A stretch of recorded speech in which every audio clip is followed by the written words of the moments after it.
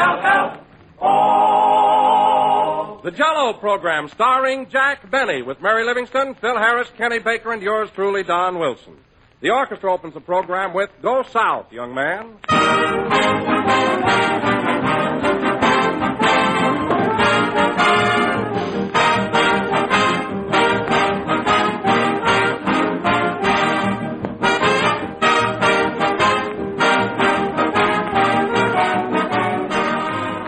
There's a popular song out now called April in My Heart, and that gives me an idea.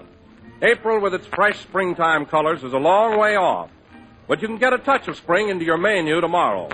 Just serve Jello for dessert, for Jello's 6 glowing colors are so bright and cheerful, so fresh and gay they perk up any meal.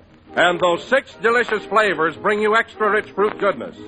Strawberry, raspberry, cherry, orange, lemon, and lime, everyone is crammed with extra fruit richness. A depth of flavor that rivals the fresh, ripe fruits themselves. No matter how you serve it, dressed up or perfectly plain, Jello is a grand dessert. Tempting and good with extra rich flavor, bright and gay with springtime color. So ask your grocer tomorrow for America's favorite gelatin dessert, Jello.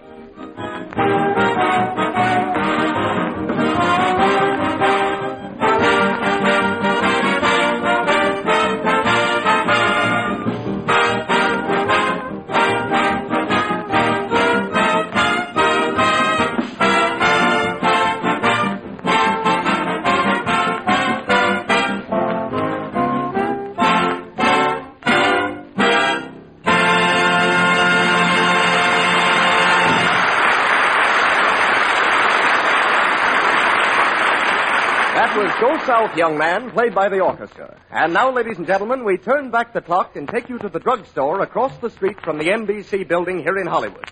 The time is exactly 15 minutes before this broadcast. Take it away, drugstore.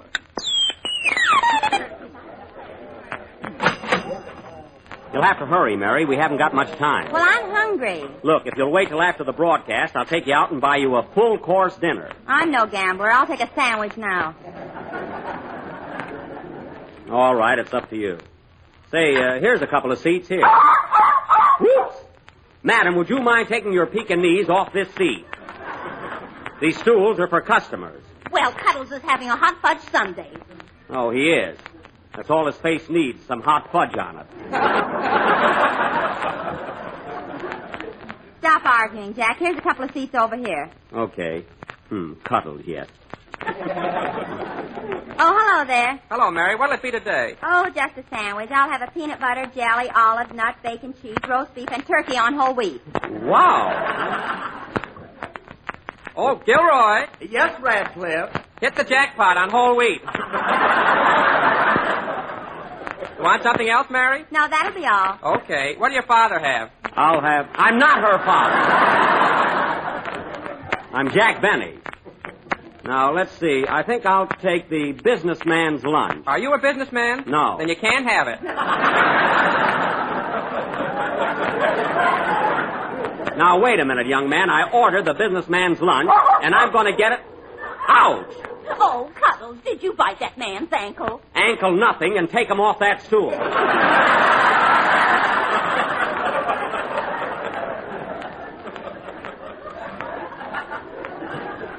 Fine Pekingese. Well, I bought him at a sale. A sale? Yes, he was marked down from a Great Dane.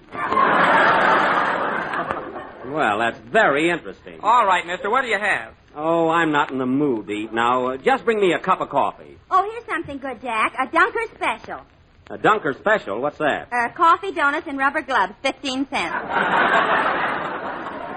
Well, that's very sanitary, but not for me. Oh, I know what. I'll have a chocolate malted milk. A chocolate malted milk? Yes, and put an egg in it. Fried or scrambled? Look, I want a malted milk with just a plain raw egg in it. A raw egg. Okay. Oh, Gilroy. Yes, Radcliffe. 1 malted milk for a barbarian.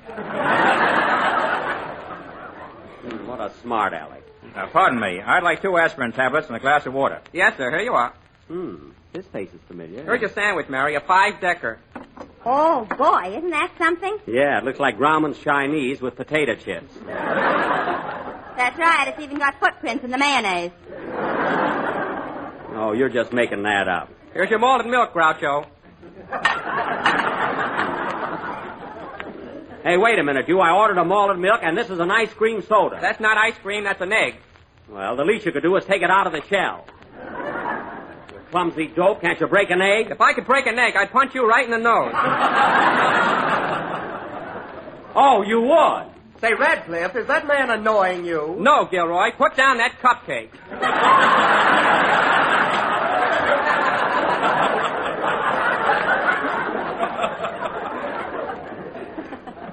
Well, that's a fine way to treat customers, I must say. Oh, fine.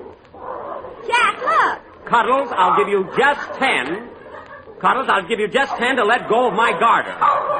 1, 2, 3. Ooh, my leg. Darn it, he ruined a perfectly good pair of garters. Go on, you've had new elastic put in them 12 times.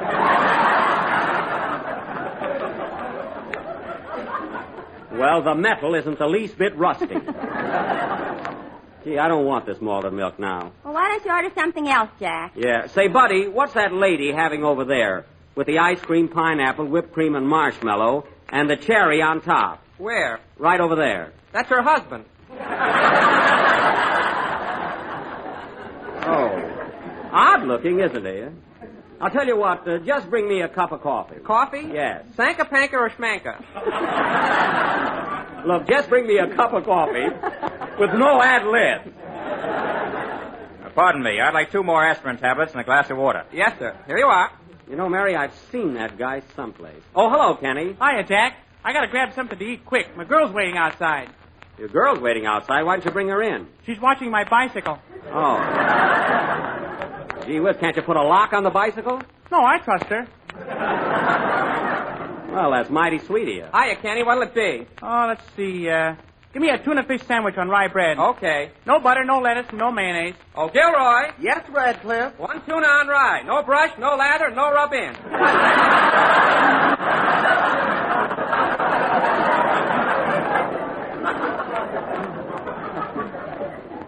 Now that's just showing off.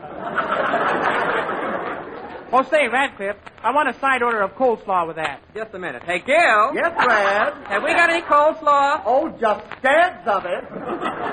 Well, that's entrancing. Oh, Jack, there's a scale over there. I think I'll go over and weigh myself. Okay. Oh, wait a minute, Mary. I'll go with you. Don't eat my sandwich, Jack. I won't. Say, I wonder what time it is anyway. Oh, go away, you little runt. Scat. Come here, Cuddles. He's just jealous because you've got hair. Listen, lady, if you think that I... Oh, hello, Don. Why, Jack, I didn't see you. Have I got time to eat? Yeah, but hurry up, Don. We go on the air in a few minutes, you know. What'll it be, Mr. Wilson? Well, I'd like a glass of milk and a large dish of jello. What flavor? Strawberry, raspberry, cherry, orange, lemon, or lime? Mix them up with sliced bananas. Don, get 2 spoons with that. I'll race you to the middle. Last one there has to pay for it. Pardon me. I'd like 2 more aspirin tablets and a glass of water. Yes, sir. That's 6 aspirin tablets. Say, mister, have you got a headache? No, but don't tell the clerk. He'll think I'm nuts. Toodaloo.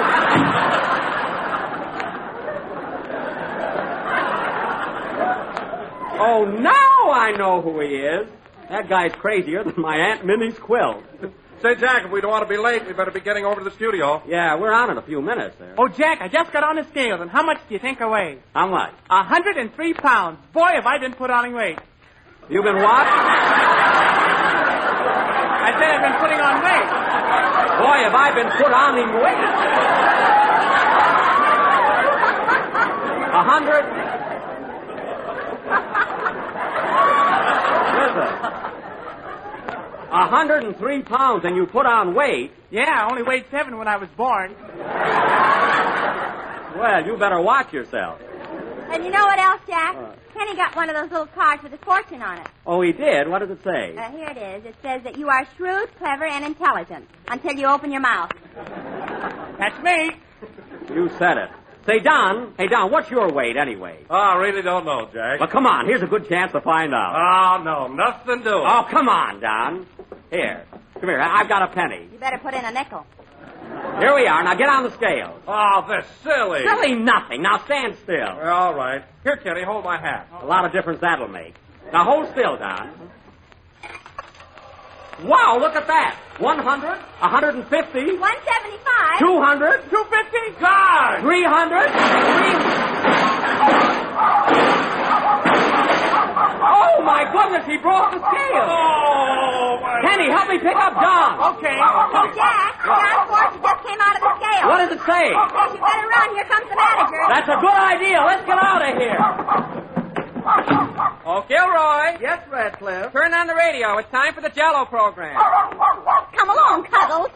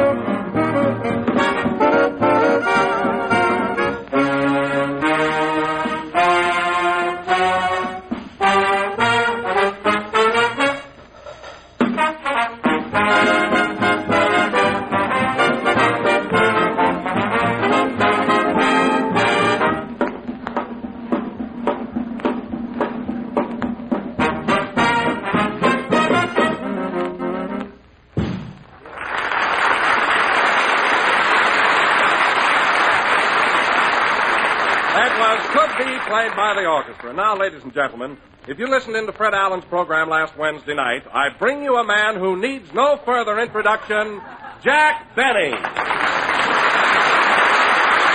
Thank you.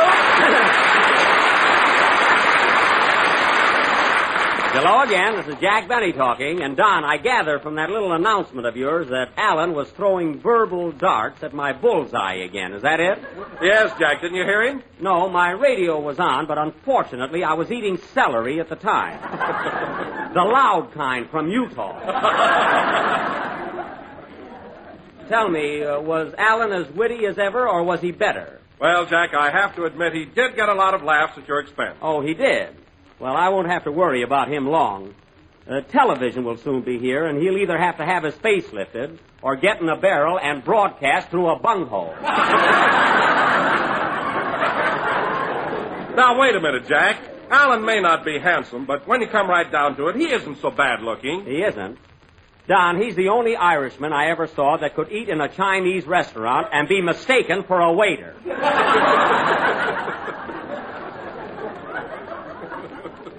If he wasn't allergic to soap and water, he could open a laundry. Now, let's drop the subject of Mr. Allen. Oh, by the way, Don, I noticed you were limping when you came into the studio just now. Did you have an accident of some kind? Huh? Well, Come on, Don, tell us. Well, let me see. Oh, yes, I was out riding this morning and my horse threw me. Oh, threw you? Don, there's a possibility that you could have fallen off a horse. But the horse that can throw you doesn't live. Tell me, Fibber McWilson, how did this unfortunate accident happen? Well, Jack, it was like this. I was cantering through the park this morning. Sure. Just stop, Don. Folks, I got to tell you what really happened to Wilson. We were in a drugstore just before our program. Now, Jack. Anyway, Don stepped on the weighing machine, and right now it's getting pennies in heaven. Boy, what a wreck. Jack, I wish you hadn't have said that. Now people will get the idea that I'm really fat. Fat? Don, when you step into your shoes, your rubber heels spread out like pancake batter.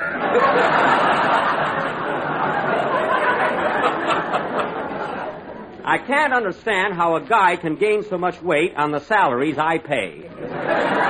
You're not kidding. You know, Don, every time I look at you... That woman would have to bring Cuddles to the broadcast. Oh, hello, Phil. Hiya, Jackson. How's the boy?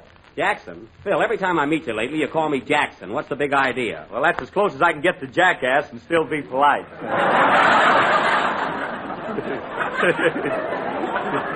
Aha, that's very funny. You know, Phil, you're clever enough to have your own program, which you better start looking for.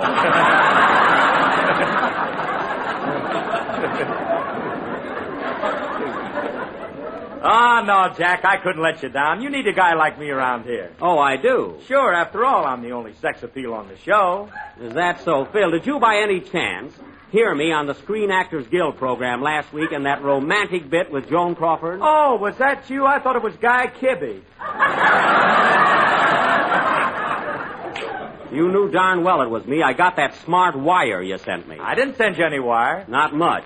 Who else would send me a 10-word telegram with 7 lousies in it? And another thing, Phil, the next time you send a wire from Pomona, don't sign it George Bernard Shaw. He moved from there. You know, Harris, you remind me of a guy. Madam, must your dog bark when I'm talking? You don't expect him to laugh, do you? No, but he can wipe that sneer off his face. Now, keep him quiet, please. Let's see, what was I talking about? I don't know. I just came in. Oh, hello, Mary. Hello. Say, Mary, Jack was just telling us about the program he did with Joan Crawford last week. Were you there? I'll say I was. And boy, was Jack nervous. I wasn't nervous at all. Naturally, I was a little keyed up working with Miss Crawford, but I was not nervous. You weren't? No. You always sit down on chairs when they're not there? Oh, I just did that for a laugh, that's all. Everything went along fine. Did you tell the boys what happened at rehearsal, Jack? What was it, Mary? Oh. Well, they were just about to finish their big scene, and Jack was supposed to kiss Miss Crawford. Yes? Well, Jack grabbed Joan in his arms and bent her over backwards. Yes? Then he bent her over a little further. Uh-huh. Now, Mary. Then a little more. And what happened? Jack's toupee fell right in her face, and she fainted.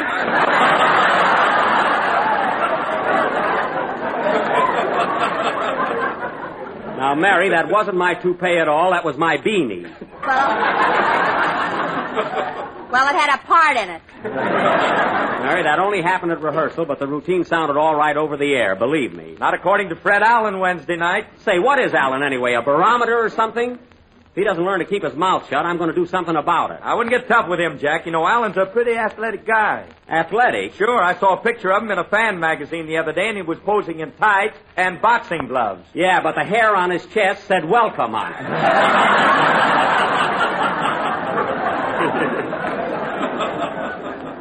And speaking of that picture, fellas, did you notice his legs? They look like 2 sleepy people.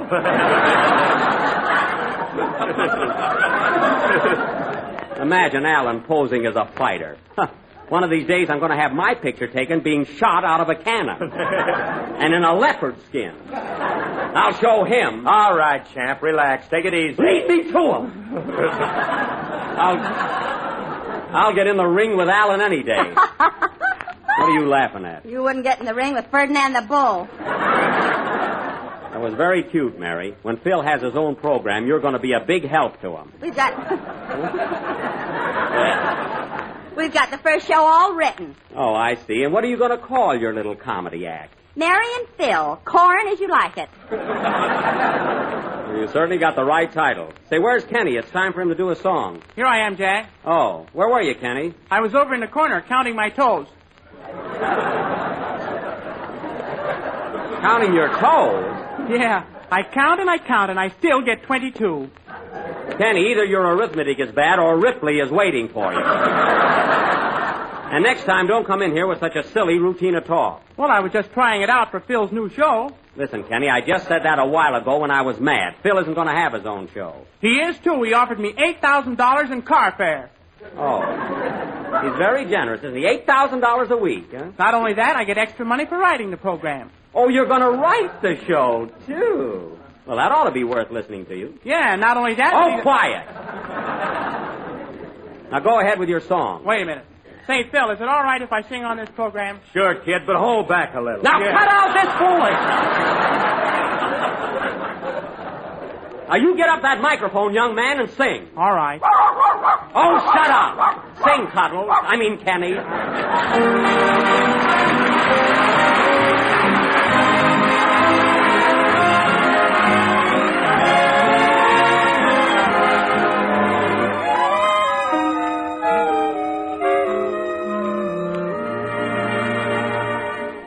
I'll always be a dreamer, for I was born that way. And I was born to love you, keep dreaming of you each day. Then as the evening shadows fall, you seem to be so near. I only have to close my eyes and I can see you, my dear. I dim all the lights and I sink in my chair. The smoke from my cigarette climbs through the air. The walls of my room fade away in the blue, and I'm deep in a dream of you. The smoke makes a stairway for you to descend. You come to my arms, may this bliss never end, for we love anew just as we used to do when I'm deep in a dream of you. Then from the ceiling sweet music comes stealing, we glide to a lover's refrain. You're so appealing that I'm soon revealing my love for you over again. My cigarette burns me, I wake with a start. My hand isn't hurt, but there's pain in my heart. Awake or asleep, every memory I feel. Deep in a dream of you.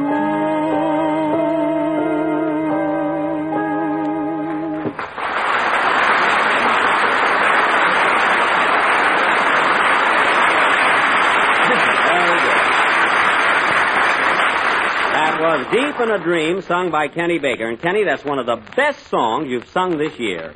I know you put so much feeling into it. Really, it was thrilling. Oh, you're just trying to flatter me so I'll stay with your program.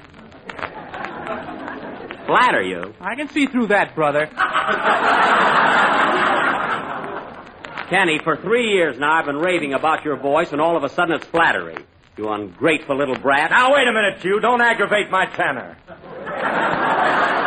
Phil, I refuse to continue this discussion about your imaginary program. However, if you do happen to get one, I'd only be too glad to let you have Kenny and Mary. Be sure to take those broken-down troubadours with you. Oh, no, I'm sending them to Paul Whiteman. Well, don't send them COD or they'll return with the swallows. Anyway, Phil, as far as I'm concerned, you and Kenny and Mary can all go. Just leave me good old Don Wilson and I'm satisfied. Well, you should be. You're still getting more than half. Well, let me ask you something, Mary. Suppose you did go with Phil. Who's going to give you those good, snappy jokes? You mean like that last one? Yeah, don't be cute. Who's going to write your material? Oh, we've got 2 swell writers. Oh, yeah? Who are they? Noel Coward and Maxie Rosenblum. It's a fine combination. Of course, I don't know what I'm getting myself all worked up for. It's all so silly. Well, don't worry, Jack. No matter what happens, I won't leave you. I'll stick with you and Jello from strawberry to lime. Attaboy, Don. And I regret that I have but one life to give to my sponsor.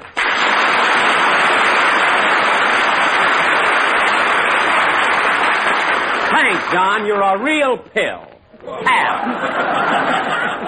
Maybe that'll teach these traders here something about loyalty. Well, gee whiz, Jack, we're not the only ones. I heard you on a program with Joan Crawford last week. Well, that was a special broadcast, Kenny, for one appearance only. Say, how'd you like it? Oh, it was swell. Say, Jack, I was wondering, is Joan Crawford as beautiful as she looks? Well, of course she's beautiful, and she's marvelous to work with. Gee, I got so excited listening to the broadcast. Did you really kiss her? Why, certainly I did. Who held her?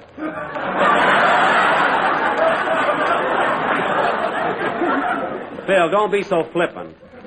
Miss Crawford enjoyed working with me very much. She told me so. And as a little memento of the broadcast, I sent her a lovely bottle of perfume. Well, In fact, I sent Rochester over to her house with it this morning. you were on the air with her a week ago. Why did you wait till today to send her perfume? Rochester was making it. I did nothing of the kind. I sent Jones some real imported stuff. It's called La Lune Bleue du Boeuf de l'Amour. What does that mean? Love at Twilight also removes stains.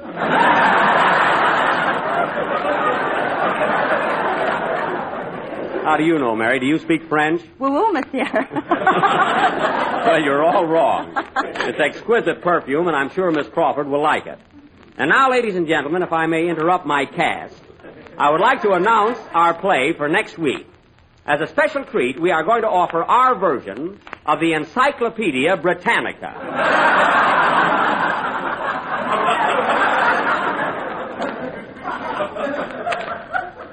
Now, I will play the part... pardon me, folks. Hello? Hello again, this is Rochester talking. I know who it is. What do you want? Say, boss, I don't think I'm going to be able to pick you up after the broadcast. Your car's on the bum. What's wrong with it? Well, for one thing, the back tires are flatter than Mr. Wilson's rubber heels. Well, for heaven's sakes, get busy. Can't you blow up the tires? The pump ain't no good since you made those cream puffs with it. Oh, that's right. Well, gee whiz, how am I going to get home? Why don't you take a taxi? I'll split it with you.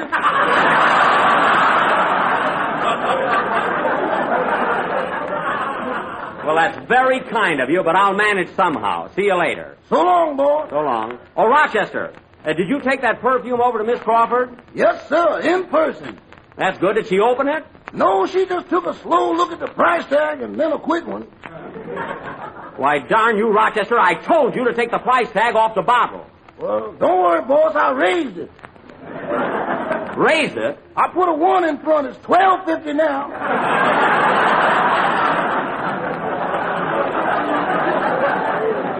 Well, I gotta hand it to you, Rochester. That was quick thinking. Yeah, but maybe I shouldn't have done it in front of her. Maybe you shouldn't. I don't know why I ever trust you to do anything. You show absolutely no judgment or foresight. I'm a butler, not a swami. All right, forget it. Next time I'll know better. So long, boss. So long. By the way, Rochester, just a minute. I just thought of something. If the car is out of commission and you can't pick me up tonight, how did you get over to Miss Crawford's house with that perfume? I'll think of something before you get home. Goodbye. He better think of something. What's the matter, Jack? Listen, Phil, you'll not only have your own program, but you might also have a very good end man. Play, boys. You know, the highest compliment your guest can pay you is to ask for a second helping. Well, here's a dish that's guaranteed to bring them back for more. It's the new Jello butterscotch pudding, and let me tell you right now, it's one of the grandest desserts you ever dipped a spoon in. It's mellow and creamy smooth. It has a grand, tempting color like rich golden taffy, and what a flavor. That good old-fashioned butterscotch flavor that you used to love when you were a youngster. And here it is in the new Jello butterscotch pudding. So grand you just have to taste it to appreciate it. Then try Jello chocolate pudding, rich and smooth and real chocolatey. And Jello vanilla pudding with a delicate creamy flavor that's delicious. All three Jello puddings are quick and easy to prepare with only a few moments cooking. You'll find the simple directions on every package, and the best way is to buy 3 packages at a time. So ask your grocer tomorrow for Jello butterscotch, chocolate, and vanilla pudding. The real homemade kind. We're a little late, so good night, folks.